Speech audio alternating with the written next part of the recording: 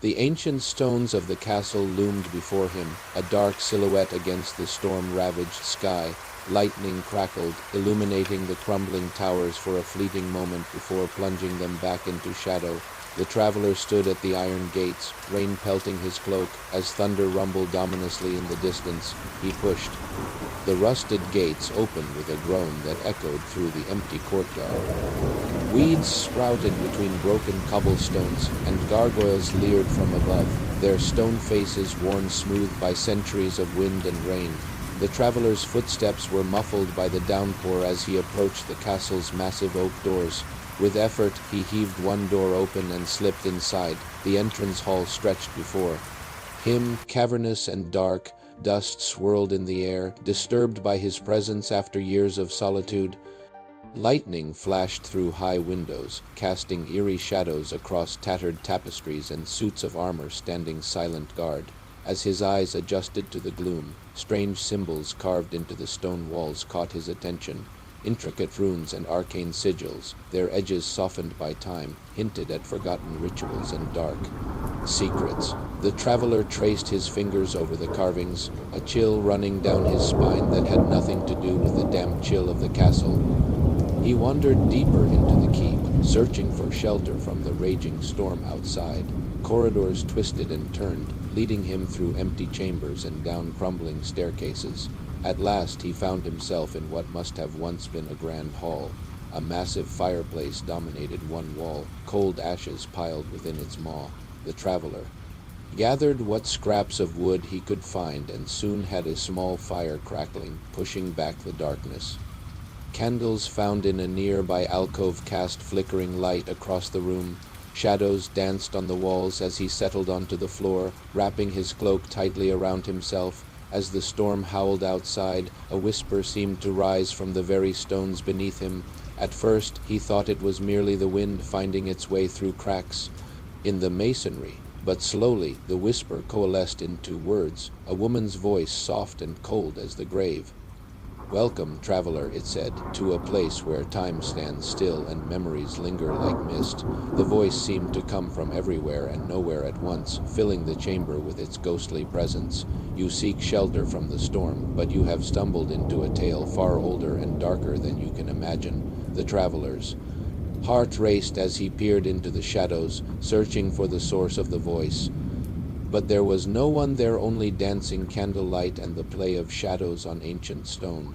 "This castle," the voice continued, "was once a place of power and glory. Kings and queens walked these halls, their laughter echoing through grand feasts and celebrations. But pride and ambition are treacherous things, and greatness often comes at a terrible price." Outside, the rain intensified, lashing against the windows with renewed fury. The traveler huddled closer to his meager fire, both entranced and unnerved by the tale unfolding around him.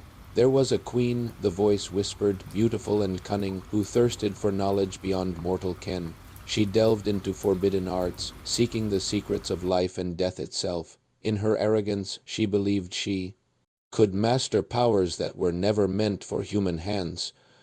Lightning flashed, and for an instant the traveler thought he saw a figure standing in the far corner of the room, a woman in a flowing gown, her face hidden in shadow. But when he blinked, there was nothing there. The queen's experiments grew darker, her sacrifices more terrible. The voice continued, a note of sorrow creeping into its ethereal tones. The castle's dungeons echoed with the screams of those who fell victim to her insatiable hunger for power. And still it was not enough. The fire guttered low, casting strange patterns across the floor. The traveler's eyelids grew heavy, exhaustion from his journey warring with the eerie fascination of the tale being woven around him. "On a night much like this," the voice said, "when thunder shook the very foundations of the earth, the queen performed her greatest and most terrible ritual. She sought to tear open the veil between worlds, to grasp immortality with her own two hands." The traveler's vision began to blur, reality melting away as if in a dream. He saw flashes of a grand chamber lit by eldritch fire, heard the chanting of robed figures, smelled the acrid scent of burning herbs and something far fouler. But some doors, once opened, cannot be easily closed. the voice whispered, now seeming to come from just behind the traveler's ear. The queen's spell worked, oh yes, it worked all too well, but the price was beyond even her imagining. In his mind's eye, the traveler saw the castle as it must have been in its prime, tapestries bright and new, halls filled with light and laughter, and then he saw it crumble, decay spreading like a cancer as an otherworldly darkness seeped into every crack and crevice. The queen achieved her immortality, the voice said, but not as she had intended. She and all within these walls were cursed, trapped between life and death, neither truly alive nor able to find rest in the grave. The traveler's head nodded, sleep threatening to overtake him despite the chill that had settled into his bones.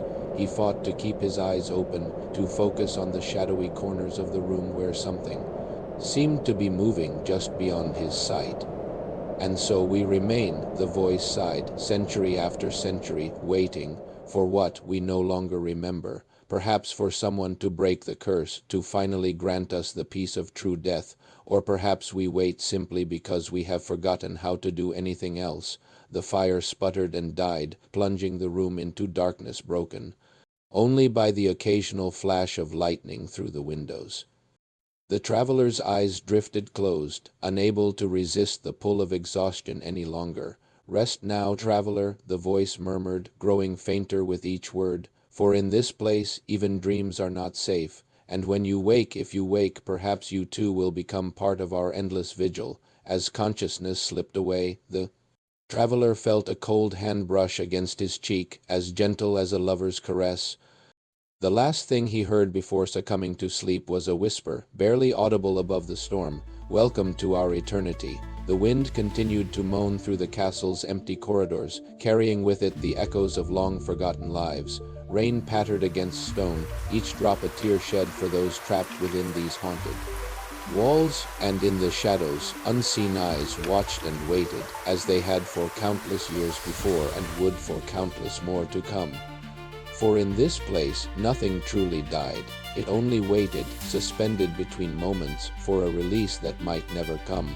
The castle stood silent against the raging elements, a monument to hubris and the terrible price of forbidden knowledge, and within its halls, the ghosts of the past danced their endless, mournful waltz, trapped in a story with no end.